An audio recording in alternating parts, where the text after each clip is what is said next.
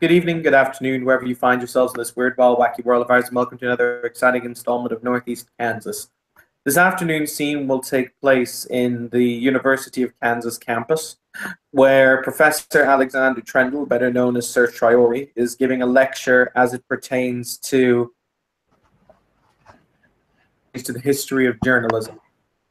He will be standing in front of an auditorium packed with students as he smiles up at them, leaning against his podium, and he says, "What you have to understand, students, is that the very concept of what you would consider the modern political framework of the written word was hitherto a point entirely alien. Up until the early 19th century, there were rules such as nobla oblege, which prevented all freedom of press as it pertained to important sources next to or pertaining to the crown, for example." Mr. Einright, if you could please, he motions for you to click the slideshow button. Clink. Thank you.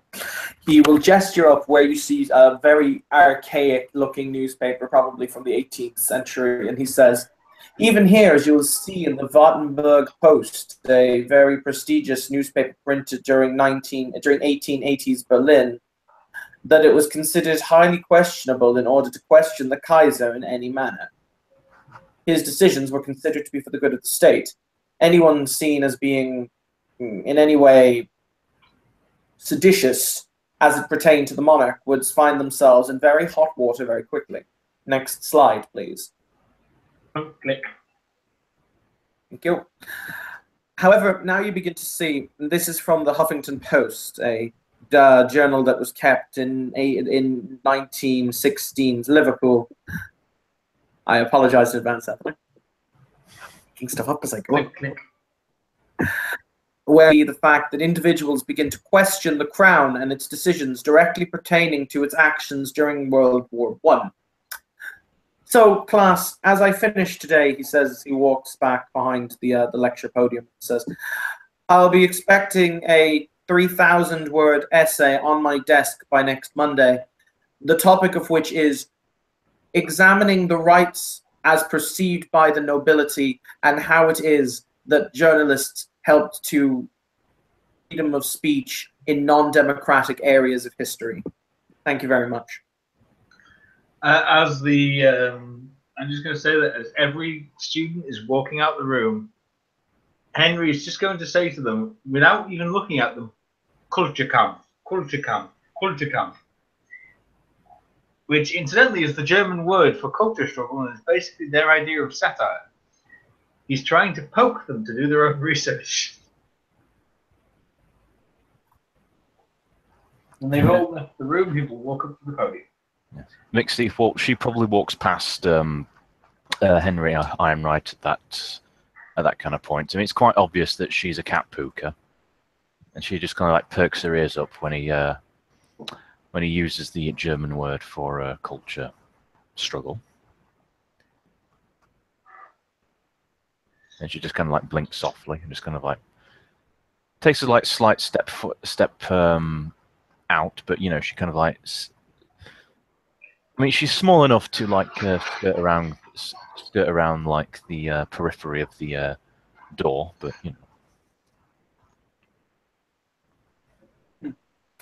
know. Alexander, for his part, is just kind of straightening the papers on his lectern podium before he places them into his briefcase. "Well, another day, another dollar, Mr. Einright." "I do wish that you wouldn't feed them such drivel." "You disagree with my points?" "I was reading satirical works in German in the 1860s and 1743. Trust me, it existed." "Well, yes, well, that's not exactly what the campus pays me to do," he says. He clicks down both of the metal pieces on his briefcase before he turns and looks at Mixie and says, "Yes, young lady, did you have a question as it pertained to the lecture, or?" Mixie, you know, semi-shyly like trots her little way back in, and she kind of like looks both ways, you know, whiffles her little cat ears and tail and everything. Yeah, did they have like fake news back in those days? Yes. Really? Cool. Hmm. He'll nod and say yes. As a matter of fact, it was quite indigenous. I mean, take for example the week of the false pope in 1820, where it was literally commonly believed that an individual by the name of Cardinal Alexis Rocher was, as a matter of fact, it was Cardinal Beato Venense who'd gotten the office. So the entirety of Europe believed the wrong man was pope for the better part of a week. Ew. It was certainly an interesting week. How do you know? We brought you to a house party the other day, didn't we? Yeah, you did. Yeah, just Do you for drink? killer. He was going to. Do you drink tea? No. Excellent. Come with me then, young lady. Oh, okay. Is Mr. Ironright, was it? Call me Henry, dear. It makes things a hell of a lot easier. Okay, Mr. Henry, is he coming with us? Okay. Yes. Who do you think is going to make the tea? I know. One day I'm going to set fire to your hair, and I don't think anyone will care. Alex kind of flicks his hair back over his shoulder and he says, I might. It took me quite a long time to perfect the look.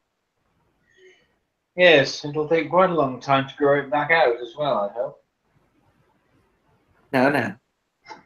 So he will basically you will walk through the university campus to, as he is a professor here, he probably has an office. So Alex will open the door to his office and you're immediately hit by the smell of old books. It's not a terrifically large room, but it's big enough for his bookshelf, a bookshelf on either side of the room and a desk. Alex will seat himself on the other side of the desk and offer a chair to Mixie with a wave of his hand. Yeah, Mixie will take the chair, which she probably has to. Well, I'm assuming that it's one which is designed for a normal-sized adult, but her being, 5'0", she probably has to take it. She probably has to fix it so it goes down just a little bit before she hops in. It's an armchair. It's a big kind of leathery armchair. Oh, one of those ones. Right. When Henry sees you struggling to get on the chair, he actually will stop tapping his foot. Bearing in mind, even his mortal seeming, he's still about 3 foot tall. He probably classifies as an actual congenital dwarf. Oh, sorry. I wish you'd told me that. Yeah. He will just sort of look at you as if to say, "And you think you've got problems?" Yeah. You will From see him behind, come out a small set of steps from out of a cupboard, and he will walk up them and actually stand on the desk. from behind, before he can get to the desk, he's whisked off his feet and placed standing on the desk by this lady, who was standing in one side of the office, who was standing at the far end of the office by the door, so she was difficult to be seen when you walked in. Thank you, Elizabeth. And he'll You're dust welcome. himself off. Elizabeth nods. You're welcome, sir. Ah, excuse me, she'll say, turning around to Mixie and bowing her head respectfully. You are a new guest. My apologies. My name is Elizabeth St. Martin. I'm the master's butler. Hi there. I'm Missy Rogers. And by the master, she's referring to our mutual employer, and he'll gesture to himself and Elizabeth. I need that. May I offer you something to drink? Yes, please. Can I have? Do you have any squash? Like orange juice? Yes. Would you prefer orange, mango, lemon, lime? Orange, please. Very well then. What about you, Mr. Ironright? Your perfunctory cup of tea? Yes. Very well then. I shall be back in a moment. Right. She nips out the door. Henry will take from one pocket a small leather pouch. In the space of a few seconds, he has clipped it together into what is quite clearly a very small stool. Now then. We all have to come to learn to live with our true selves. Mr. Einright was never a tall gentleman, but then, these things do happen. Hmm. Although, in fairness, back in my day, people were generally a lot shorter. You're not wrong. I do miss the days of famine. Yes. There were far fewer children, so. He looks genuinely wistful. Yeah, Mixie kind of just like looks back and forth between the two of you, So, tell me more about you, Miss Mixie. Well, I'm a journalist, and well, I'm a contributor, should I say? And I'm also studying here, and I'm also really good at, like legerdemain. Hmm. I'm also So doing. you take things that aren't yours.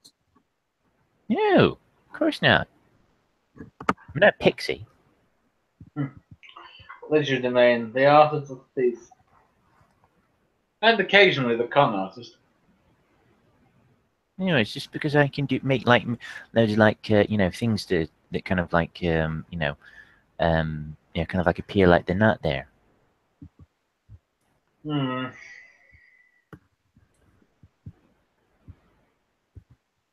By the way, well, what level of academics does Mixie have? 1. Probably not enough. So the standard, this character, Alexander radiates incredible power and incredible wisdom. Just by looking at him. Mm-hmm. And, well, there's pretty much everything that you need to know about Mixie is on my overlay. Mm-hmm. So, yeah. I was told that there was kind of weird things that were kind of going around the place by the Baron, and that I could also be like kind of like the town crier or something like that, or just kind of like some, just someone to make like declarations and things. Henry will turn around and shout, "Elizabeth, bring a bell! A nice big loud one, if you wouldn't mind." Where on earth do you expect me to get a cowbell from, sir? I have no idea, but you have a talent for finding things.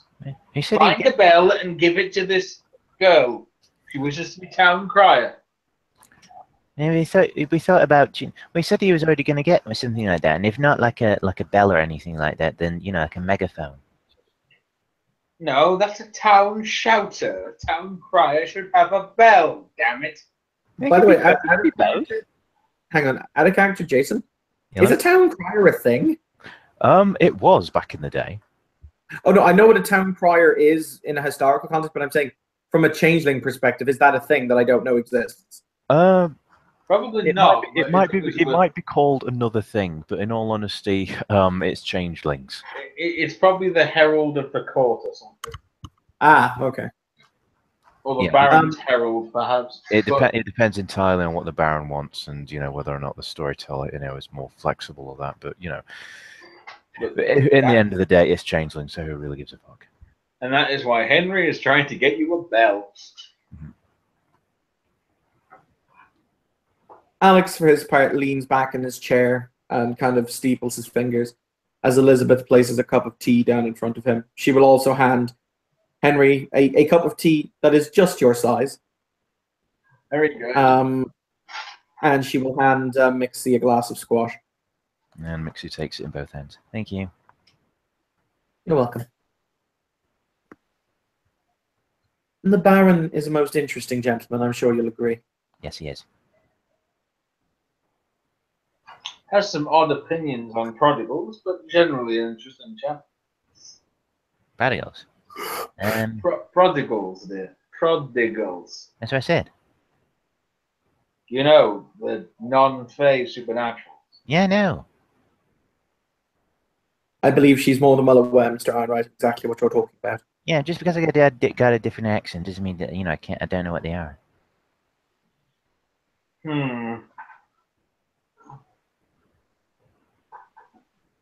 I mean, I know like little legends and everything like that. You know, kind of like just like little stories that like friends that used to tell me that about them. You know, kind of like like one of like one the like she kind of looks over her shoulder before like leaning in tiny bit forward. You know, the vampires.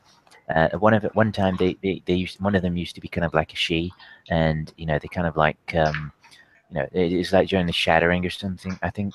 And they said that they were starting to lose their immortality, and so they figured out a way to do it, but they could only do it by drinking the blood of mortals, like humans, dreamers, and that's the only way that they could get glamour. But it kind of made them banal, and they're kind of like daunting in a way, but not at the same time because they're so disconnected from the dreaming. Indeed. I believe, as a matter of fact, I've encountered one of these creatures. Ooh. What, a vampire or a Dortain? A vampire who was connected to the dreaming, but now is no longer. Eh? That sounds like something we should burn with fire. I'm more curious as to why he exists. I'm more concerned that something like that, a creature of banality with a link to the dreaming. He's not a creature of banality, though. You said he was a vampire. He was. That's my point. But his banality was much lower than even that of an ordinary human. There? Mad people can be like that. Are you sure he wasn't just mad? It's possible. Yeah. But there was a resonance I felt within him that I haven't felt in a long time. So I will examine him, and we will see what happens in all due course. Don't let him bite you. You don't want to turn into some sort of like like vampire, like chain. But you don't want to turn into like one of him. I mean, I heard that's a very bad thing. You don't want to do that. No, I don't. I still counsel fire in the because then you might like die and things like that, and just might be like fall in a grave for like like 3 days, and then just like pop up and be like meh, and start feeding on people, and then it becomes like Night of the Walking Dead. They're vampires, Miss Mitzi, not the Messiah. Wait, yeah, I thought no, I'm totally true. That's kind of what they did in in Eastern Europe. Yeah, unless you kind of like had to bury them in like very properly, and you had like a cross over their grave, and Alexander, how would you feel about me putting a brick in your mouth and clamping it shut?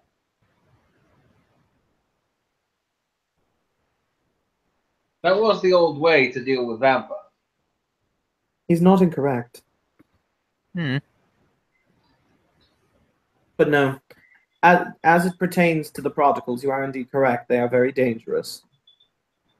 Yeah, I mean, as much as I would like to, get kind of an exclusive, for my contributions for kind of like the media company that I'm working for, I don't know if they'd like really go for a kind of like interview with the vampire. I would thoroughly advise against that. Yeah, I mean, it'd be cool, but it's also kind of like weird. It's more a matter of there are several different factions of being that would skin you alive if you did something like that. Yeah, and I don't think anyone would really want to talk anyway because they're, I mean, it's got to really suck if you can't, just like go out and in the morning and like enjoy the sun. To quote an old song, did you ever dance with the devil in the pale moonlight? No. Obviously a reference before this one's time, Alexander. No, I never heard that song. What song is it? Doesn't matter, Nixon. No, tell me. Go and play with some mice. What is that the band name? Yes. It was a band, Mice. Really? Yes. They were very popular in the 60s. Yeah. It has been a very long time since I've been forced to fight vampires. I would rather keep it an even longer period of time. Ew. What were you doing fighting vampires? Were you kind of like I don't know. Were they kind of doing something they shouldn't be doing? Yes, a very long time ago. Ooh, how long? A very long time ago. Ooh, okay. He smiles. But then again, as I've said, they, like everything else, die.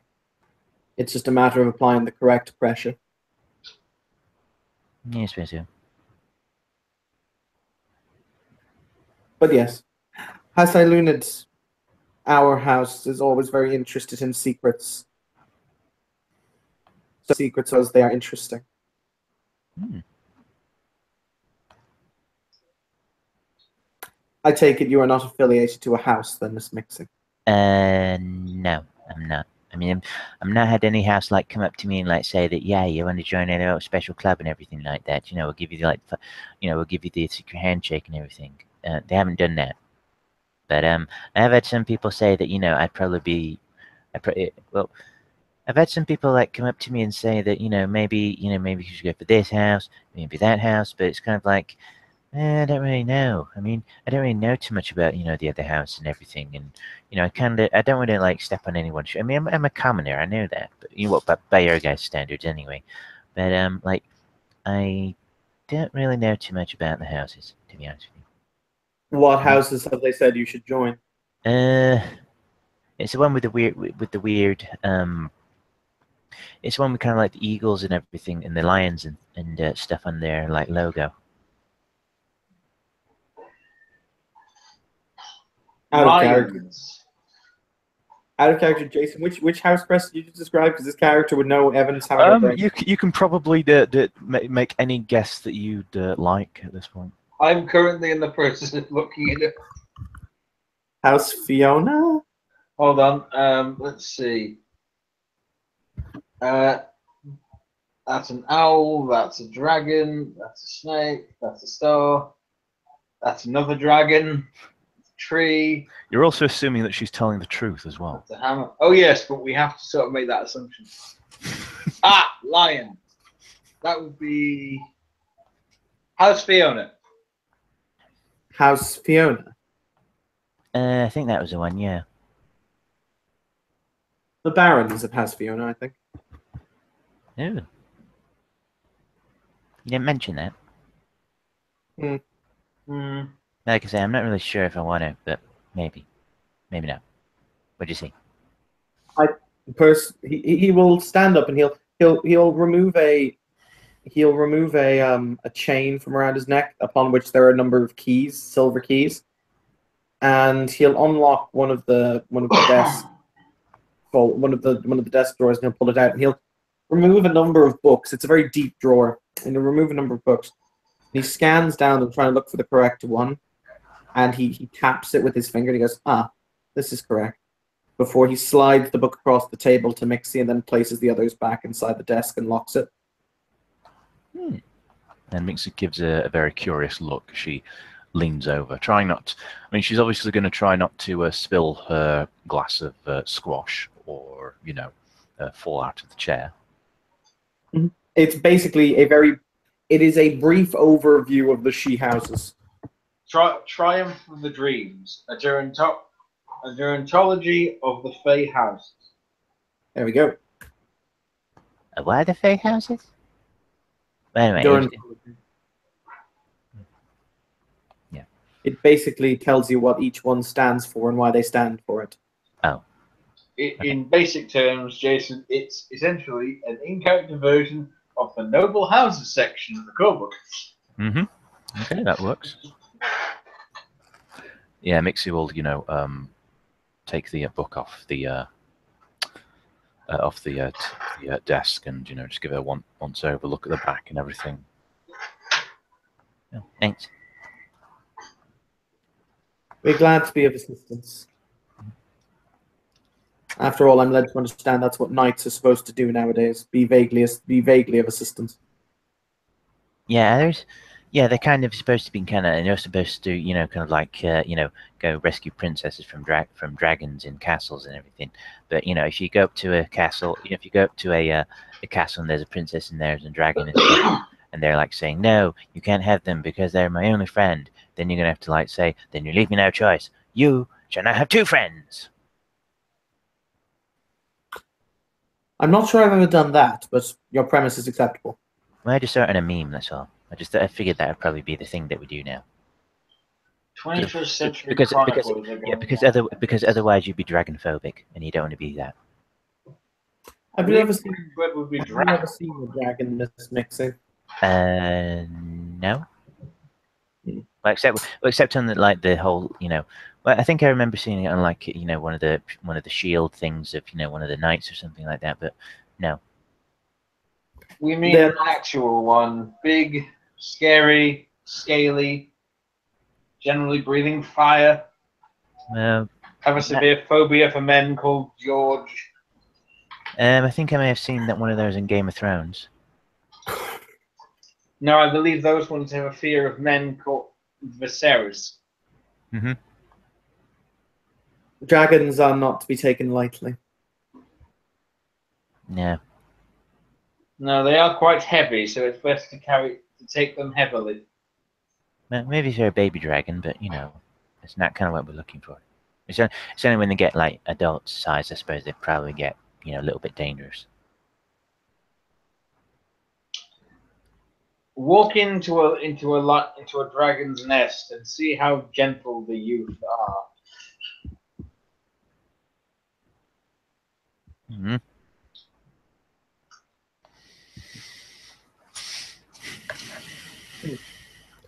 But yes, as I've said, I'm here to help. Should you ever require anything, Miss Mixie, that is after all my duty.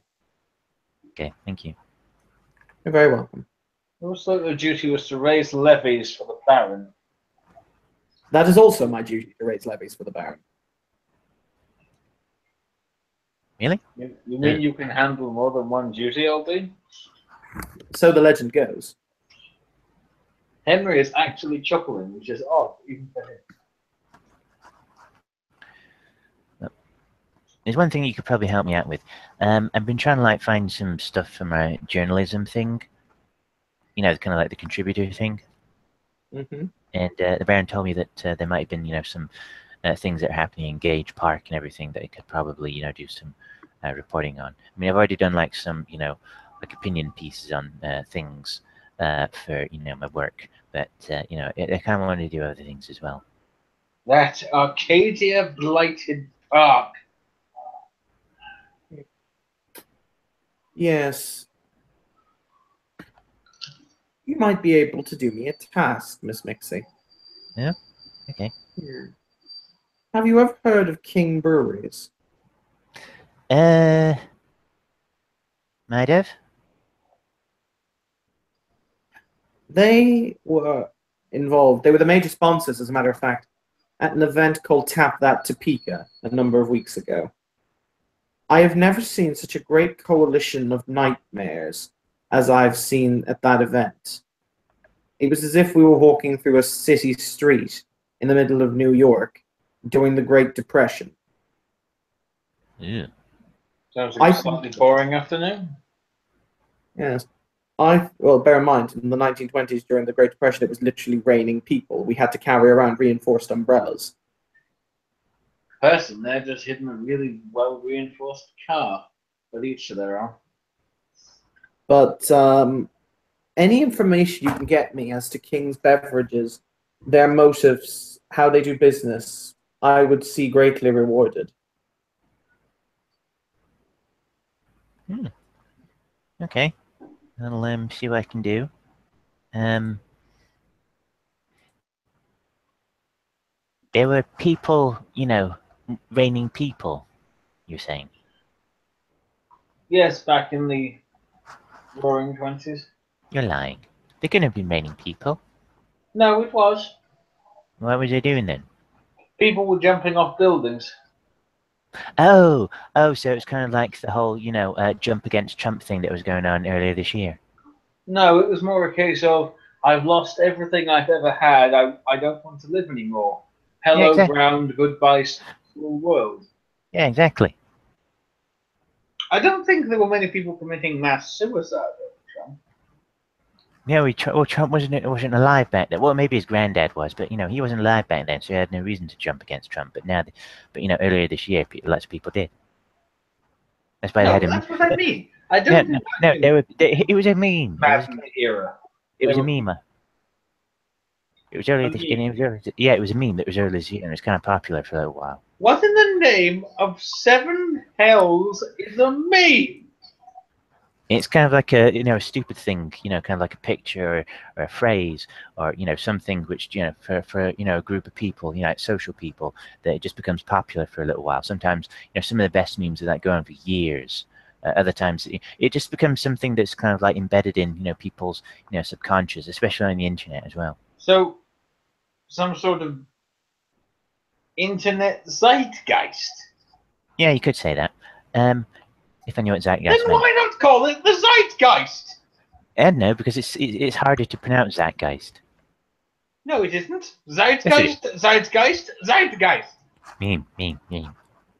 Yes. See? And meme sounds like a cat. It's a silly word. And Mixie just fliffles her little cat ears. It's an easy word to say. That doesn't make a difference. The word bibble is an easy word to say, but if people went around saying the word bibble at random in normal conversations, Yeah, they'd be locked in asylums. People say weird things these days. It's kind of like the current year.